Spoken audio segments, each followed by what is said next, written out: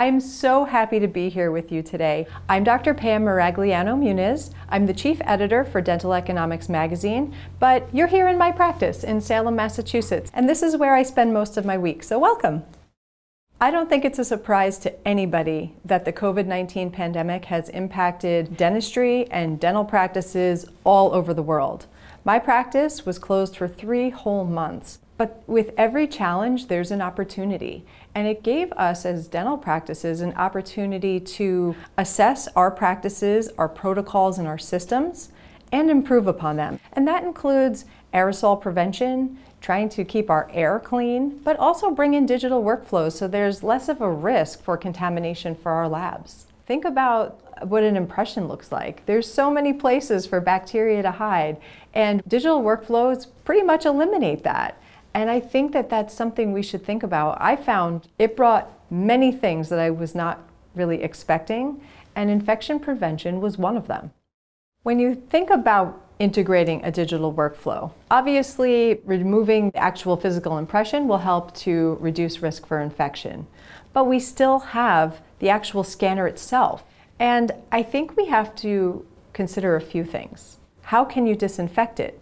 Are there tips that you can sterilize? How sleek is the design, and can you really successfully disinfect that scanner? I'd like to give you a really awesome example. You need to check out the new TRIOS 5. That design could not be more sleek and not more conducive for infection control. When you look at it, it's very simple. It's small. The batteries don't have those little ridges in them. There's also a barrier that fits so nicely over the intraoral scanner. And so now I know that when I'm scanning my patients, I'm keeping them safe, and also I'm keeping my scanner really clean.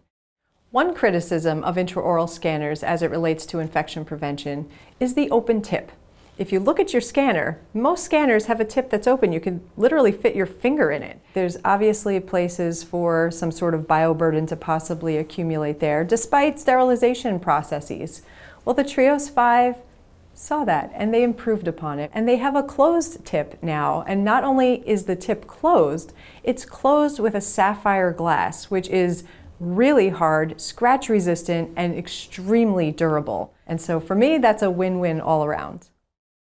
In the United States, for us to be able to use a product on our patients, it has to be approved by the FDA. That approval is called a 510(k). I've had the privilege of consulting with companies that have endeavored to get 510(k) approval. And let me tell you, that process is time-consuming and extraordinarily rigorous. So I feel pretty confident that if a product has 510(k) approval, I know that it's absolutely safe to be used on my patients. I think the added benefit of caries detection with the 3-Shape TRIOS 5 is so exciting. I'm a caries person. That's really what got me into the dental industry. And I think the best way to prevent caries is via patient education and early detection. And having technology that will help us objectively look at caries and convey that information to patients, it's priceless.